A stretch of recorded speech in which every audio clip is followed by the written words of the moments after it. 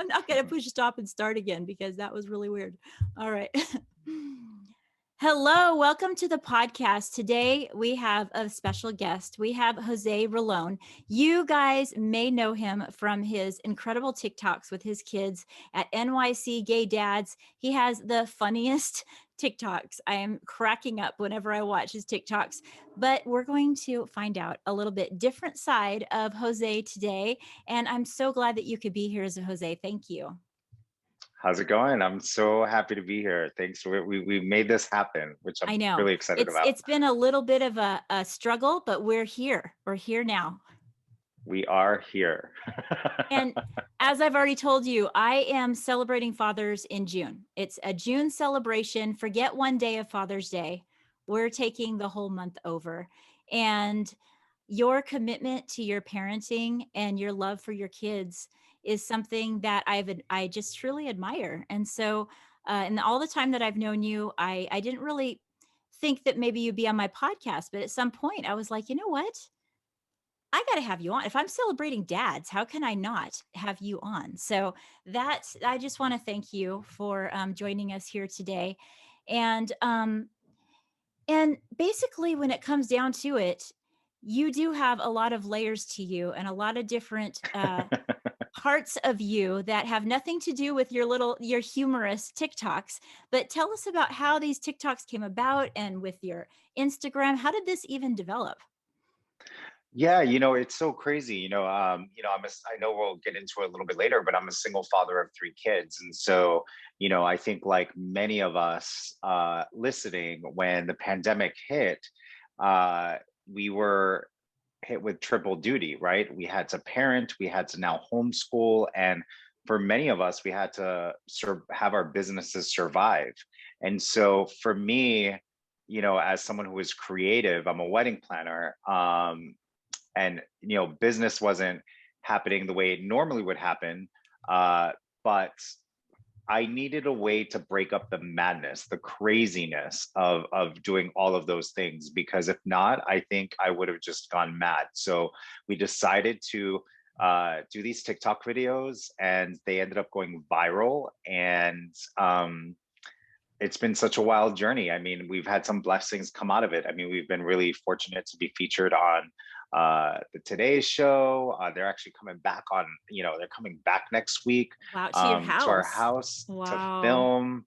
I've been on Ellen's Game of Games, which was just a few weeks ago, and we've been featured on a bunch of stuff, like on national television, which is insane, and actually international too.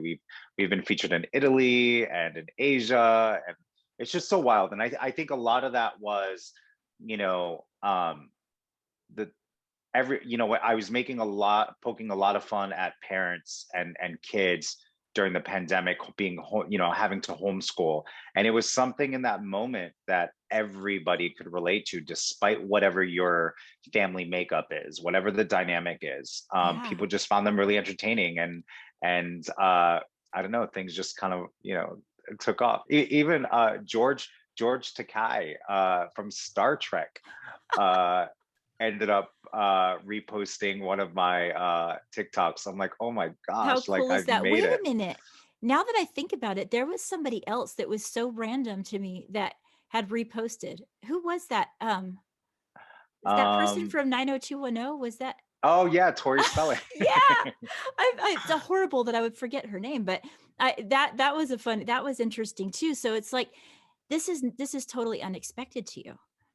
Yeah, look, I am a single father here in Brooklyn, and I'm doing what we're all trying to do to survive. And now I feel like there's like been some beautiful light at the end of this tunnel. I think a lot of us are starting to come back to some sense of normalcy. But yeah, I don't know. So what did your life look pre-pandemic? What did your life look then? Yeah, I mean, pre-pandemic, it was just always busy. What do you do for a living? Like your job. Yeah, I mean, I'm a wedding planner, so typically I will have anywhere from 15 to 20 events a year, and all of that stopped. And so I had to move 15 weddings from 2020 to 2021, some of them now to 2022. And some there I have some weddings that I've moved 3 4 times because when this thing first hit in March of 2020, uh, in the very beginning we're like, oh, let's just move it to August, we'll No be fine. problem. Yeah, no let's problem. let's move it to the fall, we'll be fine. It's like, Right. it's been so wild. So pre-pandemic, I mean, I had an au pair, which was fantastic. That was really easy for me to. It made things a lot easier for me as a parent. But then when the pandemic hit, our au pair actually had to leave the country before they closed the borders there. Yeah. So yeah, I was left all by myself to raise these kids like on my own. I had help for 2 months You're like, I'm with on my one. own on my own. Ah. Yeah, so it was like legitimate. In the last 14 months, I've spent 12 of those months just me and the kiddos. Wow. So you're trying to tell me, I mean, did you even have a TikTok before the pandemic? N- No, I had opened up an account and I had probably put like some little montage Christmas video there. There was somebody who told me to, oh, Jose, you should get. I used to be a video editor before I was a wedding planner many years ago. And so Gotcha. when I saw the advantage of this platform being able to edit home videos for Yes. you kind of naturally, I thought, all right, oh yeah, maybe this could be fun. And it was a guy who, a friend of mine, a good friend of mine, Philip, he was the one that encouraged me to get on TikTok. I'm like, dude, I'm not 18. Like, I'm 44 years old. I'm 45 now. But I was like, I'm 44 years old. I'm not going to get on TikTok and, roll with the kids. Right. But yeah, the pandemic hit and I said, I am going to roll with the kids and show them what like some of the old folks can do. So yeah, right. See, so now I'm interested in finding I know a lot of stuff about you, but I don't know this. So now I'm interested. Yeah. Tell me about the first one that blew up because I have a Yeah. memory of my sister. My sister has um she's done a lot of performing in LA. She's done her own type of thing. But one day she did a TikTok with her soon to be official grandmother. She's right now they're not married yet. And that TikTok with the grandmother just exploded. And I remember being on the phone with her and her calling me in that day, and it was just hilarious. Tell us about the day when you had your first one just kind of go. Yeah. Do you So remember? it was yeah, I do. I definitely do. It was one of the ones related to the pandemic. And what it was me open, having my laptop open. And it was about, what's everybody talking about? Of course you can work and multitask and raise your kids. And I'm typing away to my clients, and my daughter is massaging my hair, my Oh, scalp, and she's like combing my hair. And then but I'm being a little bit bossy about it. I'm like, can you massage the top please, as I'm typing away, and she's not getting the top, and I was like, no, this is the top up here, thank you, that's so much like better she's now. your I little you know secretary or something.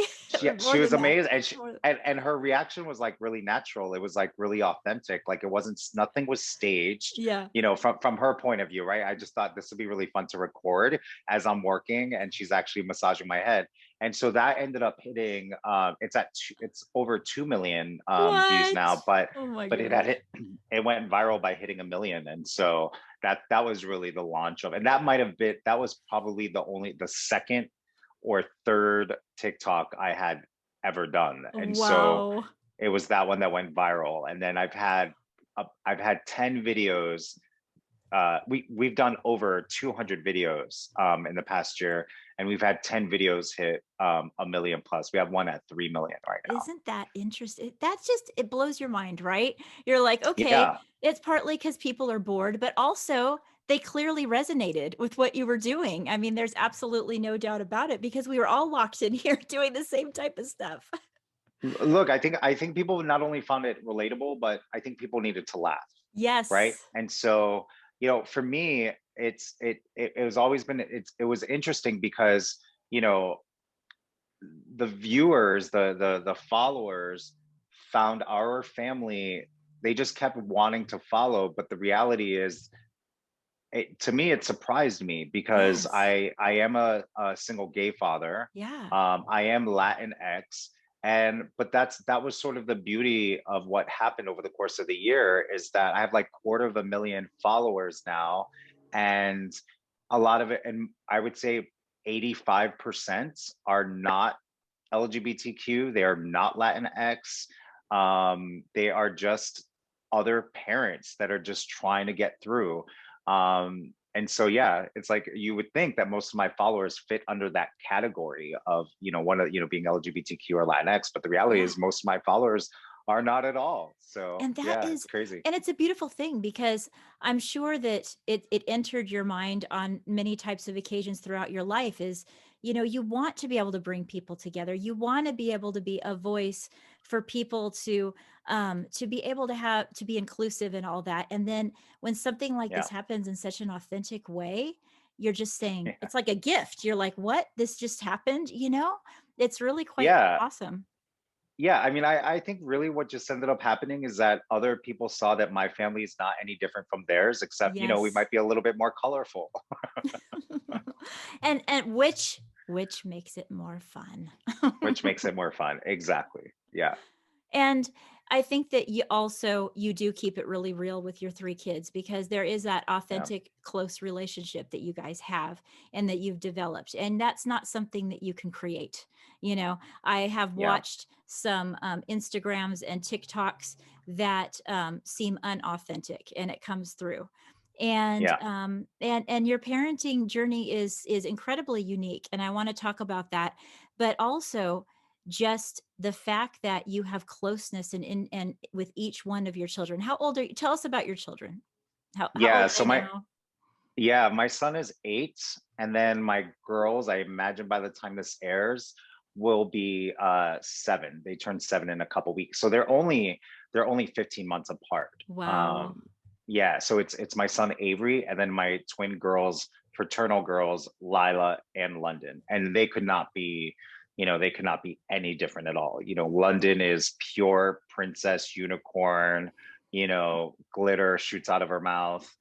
Then you have, my other daughter, Lila, who will not wear a dress, steals her brother's clothes, wears blue, doesn't want, pretty She's like, frilly mm-mm. things. She's like, let's throw a soccer ball. And then, yeah, my son he's like this, whatever you imagine a boy next door type of guy. I mean, he's like the balance of the family. I always feel like, Lila, London is the princess, Lila is the entertainer, and then Avery is the balance. Now, does he hold that older brother card? Like, does he realize he's the older brother and he's older than them and kind of hold that card high?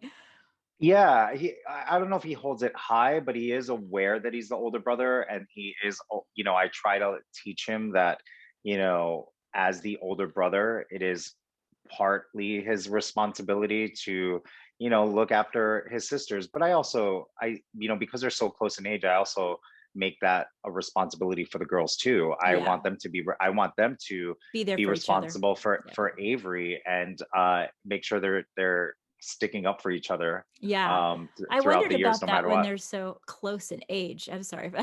I'd wondered about that being so close in age because sometimes even if twins are a couple minutes apart, they'll be like, and I'm the older one, So I didn't really know, I was wondering with him if they just kind of all play together or if he's kind of like, guys, I'm the older one Yeah, here.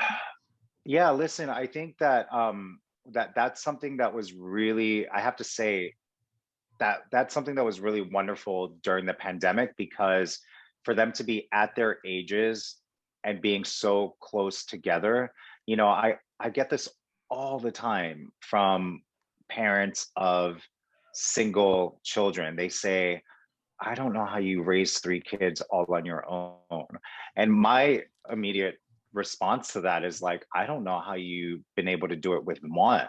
And Mm, it's not in any way to say, it's not like a put down or anything. It's really responding to, I I I can't give one person all of me. You know what I mean? Like, when you have one kid, it's like, it's all about, and I'm not taking away how difficult it is to raise 3 kids, but I don't feel guilty jumping on my phone for a little bit, being on Right. social media. I don't feel guilty taking a longer shower. I don't feel guilty, laying in bed a little extra because they have each other to They play have with, each right? other. Yeah. And Yeah. on the other side of that, I'm also grateful that my three kids don't have large age gaps, right?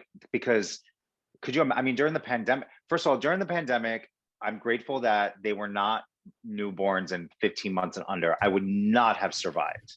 That I'm very, very clear on that. We would not be speaking right now. We would have never met. You probably would have never And done a then TikTok. That's for dang sure. I would have never done a TikTok. Absolutely not. The people would have done a TikTok on us. I'm sure we would have been somehow in the background You would have making been in the fools out of background like, ourselves. what's wrong with that family right there? Yeah, basically, like, yeah, we would have been part of. We would have gone down the what not to do parenting TikToks for people.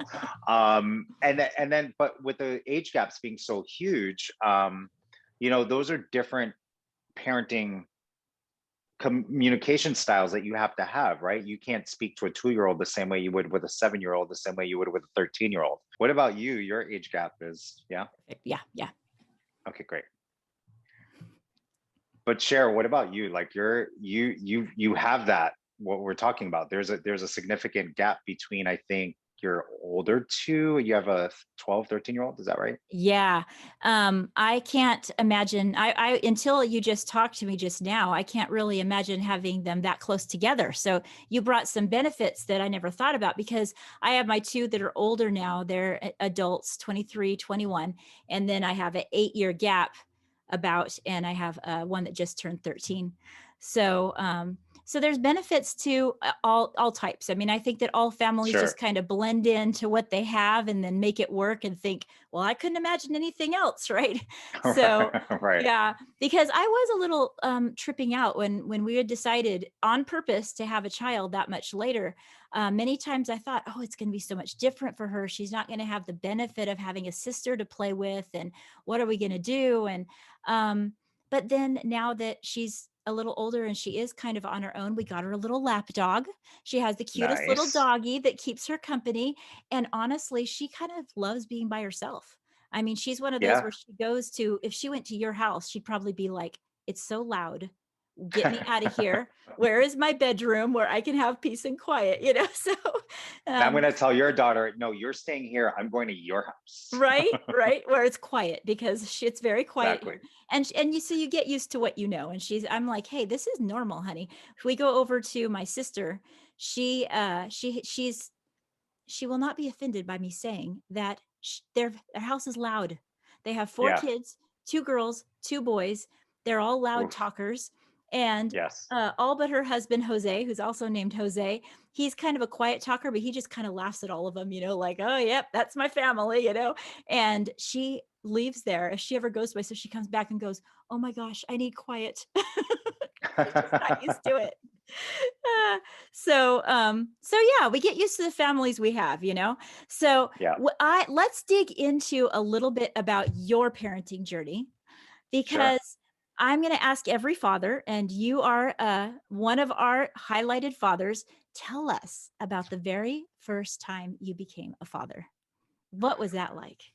Oh my gosh. Well, so my husband and I had children through surrogacy, and she was down in Valdosta, Georgia, our surrogate. She was amazing. And gosh, well, I have to, yeah, when they do it a little bit differently down south. our Okay. doctor our doctor was amazing. She when we realized that the water broke, we actually went down there for an appointment. We weren't even there for the birth yet, right? So our What? our son came a little bit early, and and we ended up, like, I don't know, like 3 hours later, where we're all done up in our hospital gear, and both Tim and I were in the room. And now uh, I've heard of doctors saying you can catch the baby, right? What? Like, yeah, like put your hand out, I'm gonna get the baby and you can catch it, right? That Like, seems I mean, scary. it's a little scary, but I imagine from catching, it's like, you're not, it's not like you're gonna step far, right? We're not gonna get Mhm. that crazy. Right. But in this case, the doctor said, get in there, take both of your hands and get in Oh, there and pull the head out. And what? yeah, 100% true story. And Tim and I both pulled our son's head out. What? I am tripping out right now. I know. And it was a natural birth, by the way, on top of it. So yeah, that right away was a bit overwhelming because I wasn't expecting to do that. No. And so from that moment, um, one of the things that they tell you is when your baby is born, it's good to take your shirt off and to, for a mother as well, right? Um, Yes. uh, especially a mom, right? I believe in motherly instinct, right? Something I absolutely do not have. But putting their naked heads on your chest, and so that they know that you are the father, that you are the mother. And Yes. so Tim and I did that right away, and Oh. I put Avery's. I took my shirt off. I was like, damn it, why didn't I work out harder? I was so frustrated, annoyed, right? That actually crossed your mind for a minute. It crossed my mind for a minute, right? I was like, oh, who's gonna walk into this room? Can we turn the lights down? No. So our son was like on my chest, and it was just such a really beautiful, overwhelming moment. I just couldn't believe that I was like holding my child. And then Tim did the same. And I have to tell you, I the way we did it was we put in two um blastocytes, right? So we put in uh one sperm from my ends, one sperm from Tim's, into an egg, and then we put one of each. And so we thought, we don't know, that's going to be that some people like the gender surprise. For us, it was like, we have no idea whose biological child it's going to be.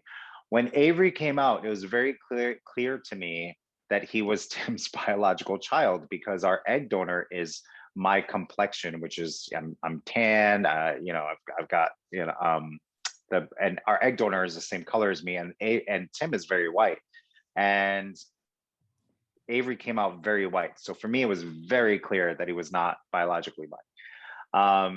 And I have to tell you that I initially had feelings around it. I was like, man, I grew up as an only child. I lost my parents many years ago.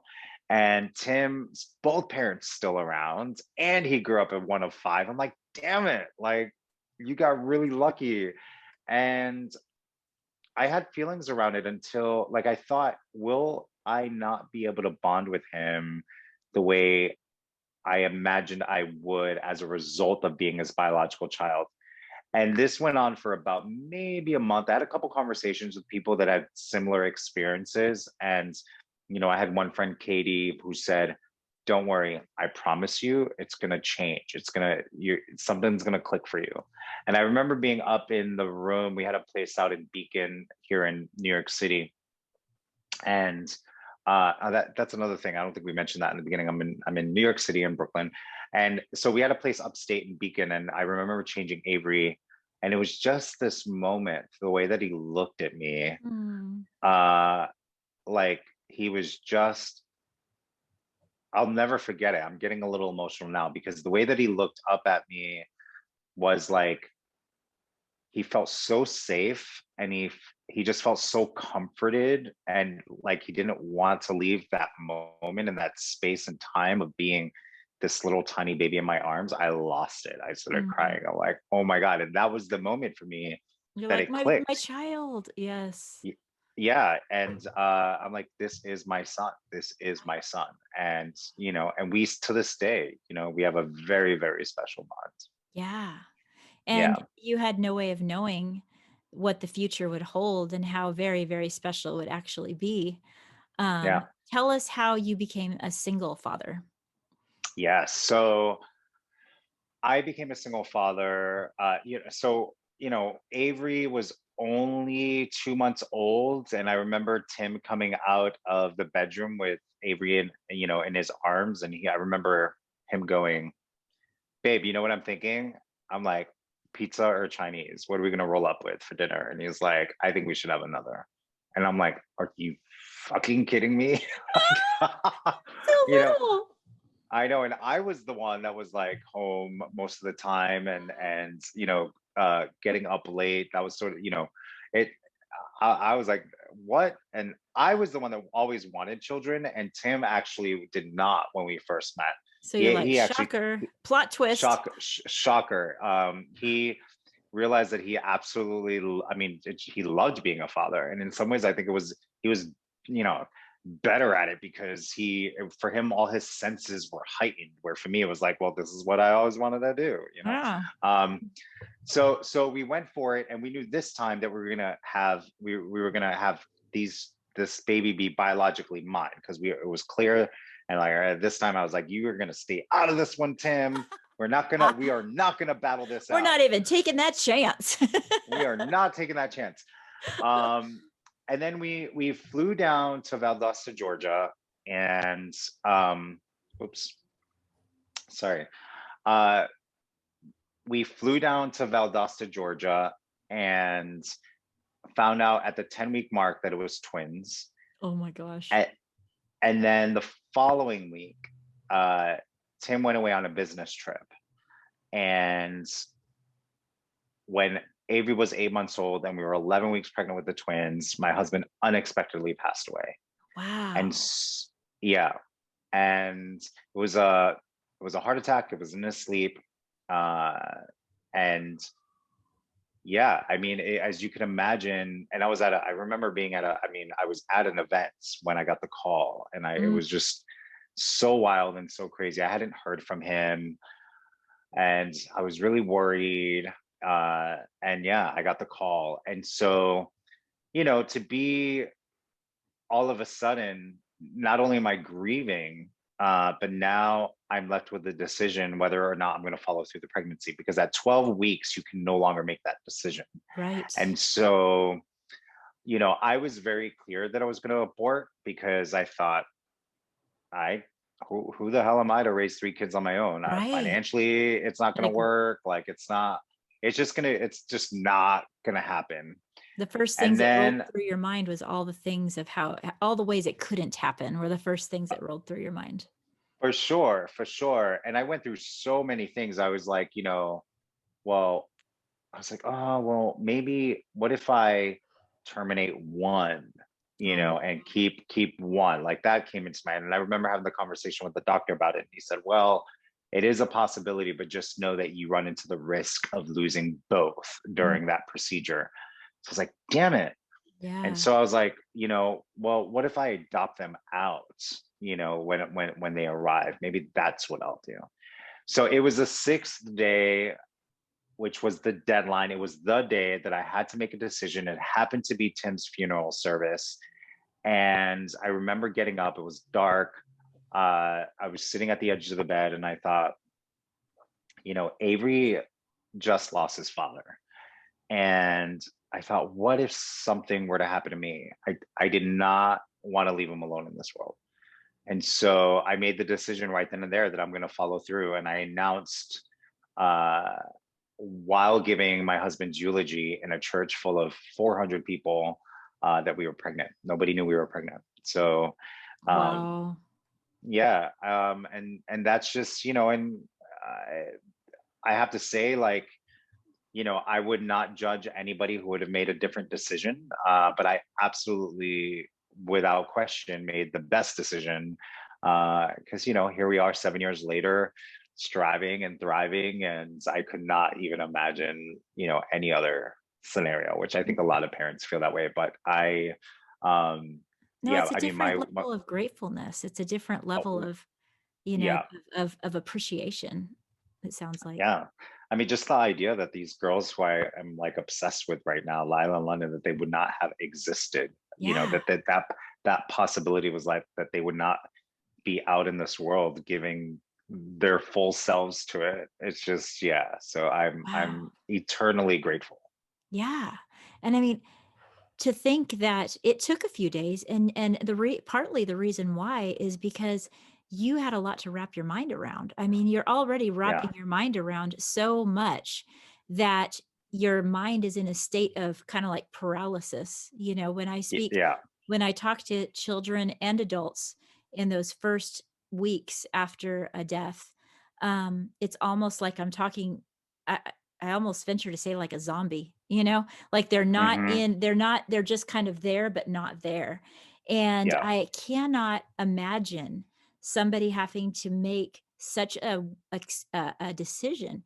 And I'm thinking if you didn't have that magical moment and you made a different decision, you Yeah. probably forever would have been like, I wasn't in my right mind. What was I thinking? You know? So it's just absolutely amazing that you had that moment and made that change and you have your beautiful girls. Yeah. Yeah. I mean, it's beautiful. Yeah.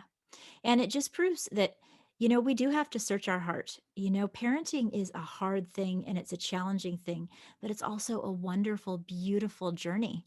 And when parents are considering having a child, we need to be able to share that like you are right now, because I don't think enough Yeah. people, I don't know. I mean, I just don't think enough people in this world, they usually kind of like joke and parenting and oh my gosh, what have I done? And your life is over. No, in some ways your life is just beginning. I get that. I get the jokey side, but I want to be able to spread that to people to say, you know, from a father to a mother to anyone, that Yeah. parenting is beautiful. You know, what are some of the things that you love about parenting?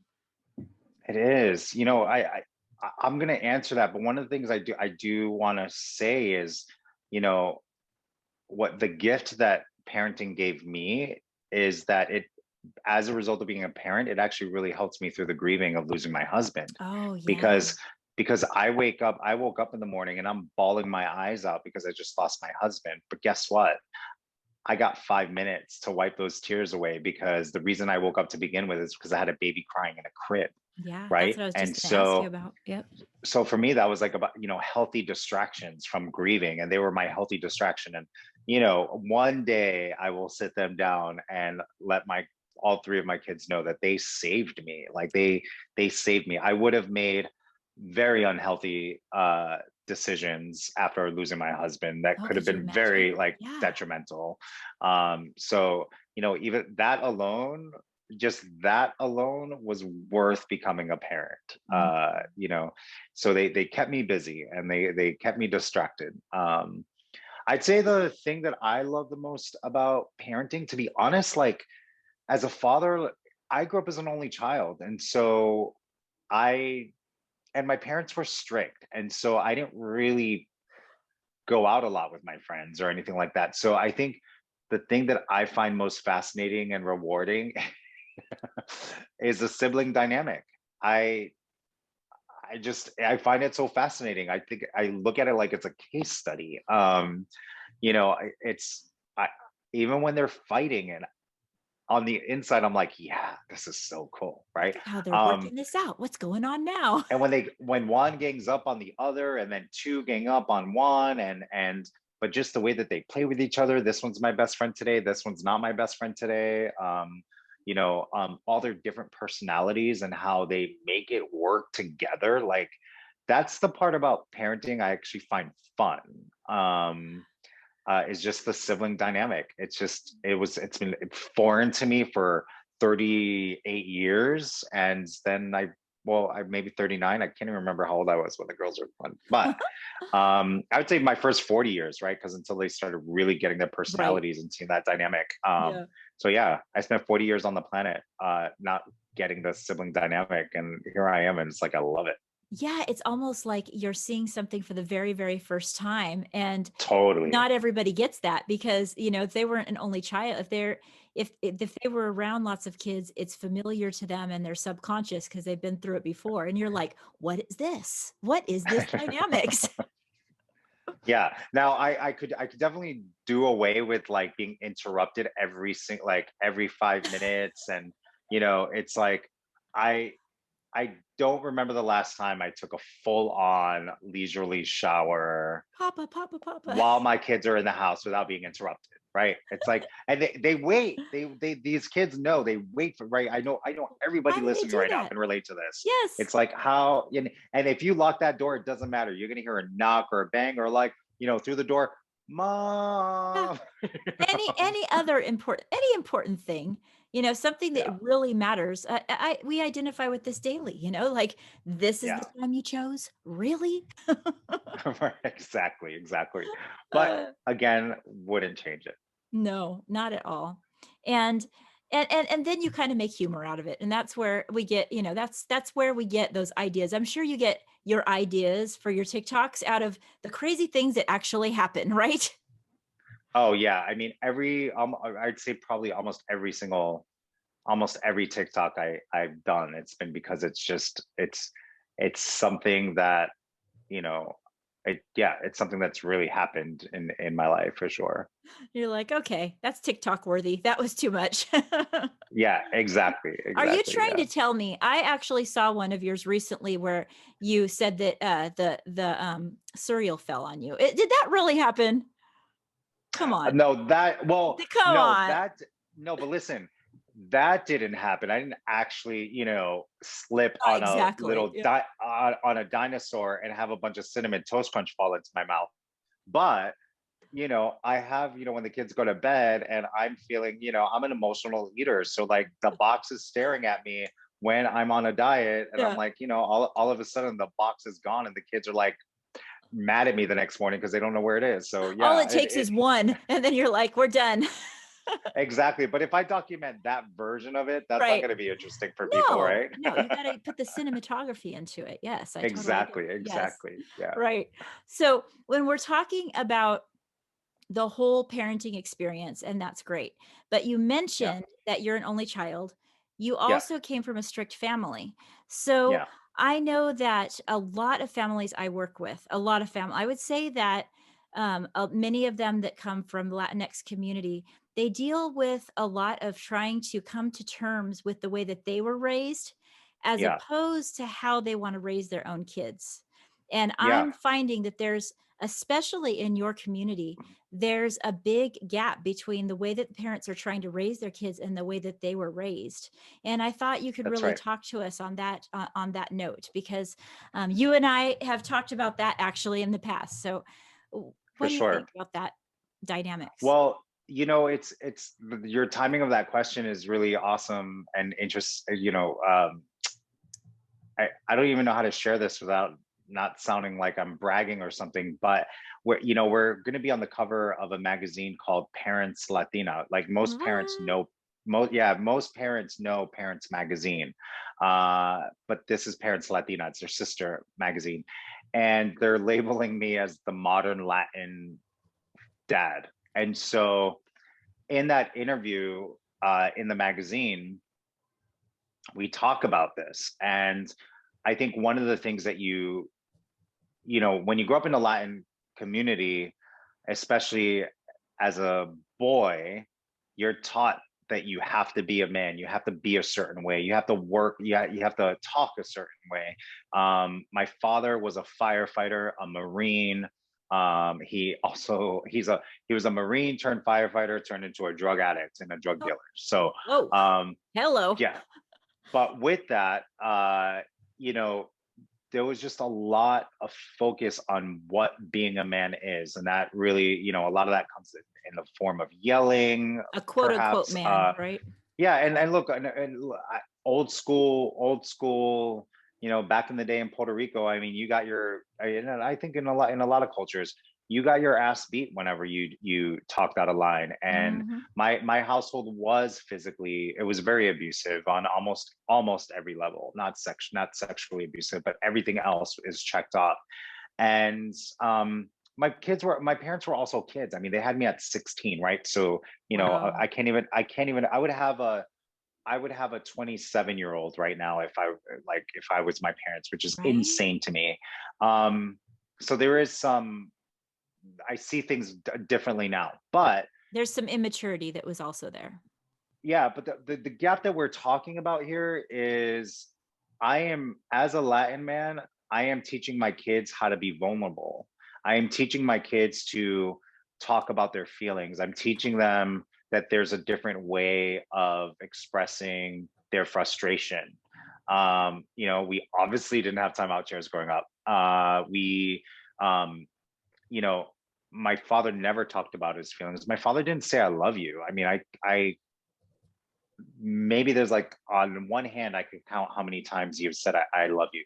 Moms in the Latin community is the complete opposite. They smother you and they love you and they feed you and they want you to get fat and all of that, right? And so they were different in that way. But I think that's something that is this generation, this of Latin X fathers, that's the cycle we're breaking. But that is a really difficult cycle. I will be really honest here and say that when my kids do something that really pisses me off, my go-to in my mind, my instinct is to be physical with them.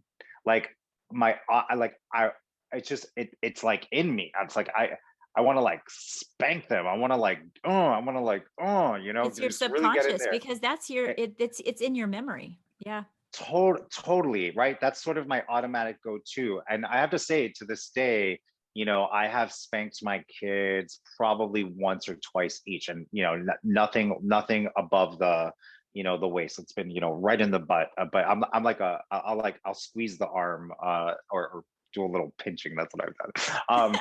But I've Okay. t- but what I go to is, you know, I'm really proud of myself to be able to break the cycle, to not have been physical with my kids, and like, with the exception Mhm. of those like 4 times, um, to be able to communicate with them, communicate my frustration, and do it in a way that is effective. Mhm. I have to say the one thing that I have to work on the one cycle I feel like I have not broken yet is the yelling. I'm a yeller. It's just, I grew up in a loud family. Around the holidays, we're loud. Like we're just loud. So if I'm frustrated, I'm certainly not going to go low. Yeah. And so that's something that I'm actually working on. I'm actually taking a workshop coming up on how to not have to yell at your children when they get frustrated, right? Yeah. And so I'm looking. You would never have heard that in our parents would have never said, "Mira, listen, I'm going to take this workshop because I can't stop, fucking yelling at my kids." Nope. Nope. Nope. Nope. Yeah. So yeah, I mean, I think this generation, we're changing the game, and I Mhm. think that it's going to be a pretty beautiful, with all of our children collectively. And I think this comes across all cultures, right? I think that, you know, I think a lot of us experience some of what I've described. But I really think that it's not our generation, but our children. I really feel like that's going to be the generation that has been able to really break cycles To of benefit abuse. from the work that we're doing. Yeah. I agree. Exactly right. Yeah, that's a perfect way of saying it. Yeah, they're going to benefit from the work that we're Yeah, because it is hard work to break a cycle. And when this generation does that hard work and it seems so opposite of their doing. natural Yeah, instinct, what you're saying and what I believe as well is that we need to remember that our kids won't even have that memory. So when they right. grow up, they're not going to have that instinct that they need to break because we chose to break that.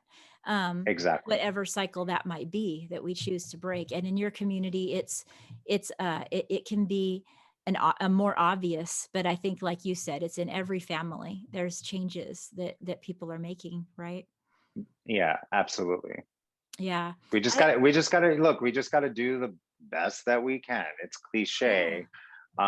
Although, I have to tell you that comment does bother me sometimes when people say, my mom, she did the best that she can. My dad, he did the best that he can. When I think about that, I'm like, no, that's bullshit. I was like, my dad did not do the best that he can. He definitely could have done better. My mom could have left his ass a long time ago. She could have done better. you know, You're like, really um, though? Really, really? Is yeah, that really the but truth? they did what they could. But did they sometimes did they do the best that they could? I don't think that's always the case with a lot of our parents. I think Right. sometimes we give them too much credit. Yeah. Well, I think we need to be real. I mean, we don't need to be living as a victim. And that's Right. where, and I think that's where the acceptance comes into play. We do need to have a level of acceptance that doesn't turn into hate and bitterness and all that kind of stuff, because that's also not good for our heart. And so I like to kind of look at it like if they would have known better, I'd like to believe they would have done better. but they must Yeah. not, they must have been in a state of not knowing better, youngness, what they were brought up like, and so on and so forth.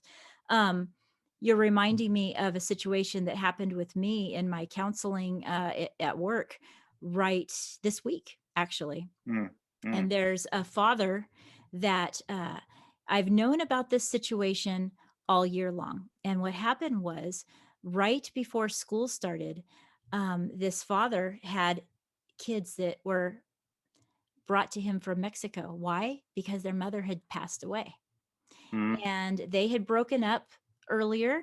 She was living in Mexico with her kids. He was living here with his new girlfriend, with his new child, and things were going quite, okay. He called them now and then, but they weren't able to travel, obviously. Well, she got sick, she passed away, and the kids were brought to him. And at the beginning of the year, he was very hesitant to talk to us about it. As a matter of fact, he kind of told us to stay out of it. He kind of oh said, my gosh. he kind of was like, we got this, and it was Mm-hmm. his sister that came and said, these boys need help. You need to get him counseling. They're all over the place. They're so upset. And the boys followed suit in saying, I'm not going to talk to this white girl. No way. Not with an interpreter, not with nothing. They looked at me like, Wow. you Mm-hmm. got to be kidding me, So Uh-huh. there was silence. But then this week, the father came and he came into the office and said, I need some help. Can I please talk to the counselor? And I had Mm, someone come in as the interpreter, and he spoke, and the humbleness he said, and what he said was something you just said. He said, I want to be a better father than what my father was. And I don't know any other way except for to ask for help. And I'm looking mm, at him. He has dried cement all over his hands from the hard work that he did that day, from being a laborer and he said in construction. He had just gotten off work and rushed over there to talk to me because he doesn't know how to help his two sons that are now grieving the loss of their mother, and also telling him how much they hate him because they don't mm. understand. They're in a unfamiliar environment. And in that scenario, the mom used to threaten the boys regularly with, if you're not good, I'm sending you to your dad. So Ah, they don't have a relationship with their dad, and they look at their dad as someone that would have been a punishment. So um, mm, he's in a spot. But the reason I bring this up is because, wow, what it took in him. And his eyes at one point began to well up with tears, and he let them fall.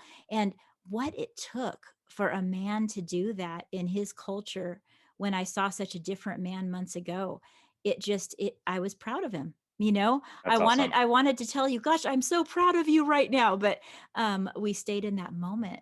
But there's families out there. There's families out there that are listening to us right now that need to have strength to be their best self and to be humble like that. What would you say to those families? I would say to those families, I think, one of the fortunate things that have come out of me becoming a single father and a widower is that my support system was huge. And uh, because here's the thing, when you're a two-parent household, and I know this father is now a single father, but when you're a two-parent household, nobody offers you help because they assume that you got it because there's two of you, but you don't, because it's still a shit show no matter which way you slice it. Parenting is still hard. And what happens is a lot of parents will not receive help because or request the help because they don't want people to see the ugly sides of themselves. They don't want to let people in to see like what a mess it is, right? I'd say you got to let that go and you have to let people help. You Mm. know, there's a reason why my support system ends up being bigger than two-parent households, and I think that that's the reason why. And I think that when people say to you, you know, let me know if you need anything, smile and hand them that to-do list that's in your pocket, and receive the help. And if people aren't offering help, request the help. And people do love to help people. It makes themselves feel better. It Mm. makes me feel better when I help other people. Yeah. So make sure that you are out there and building your support system that is outside of your own home.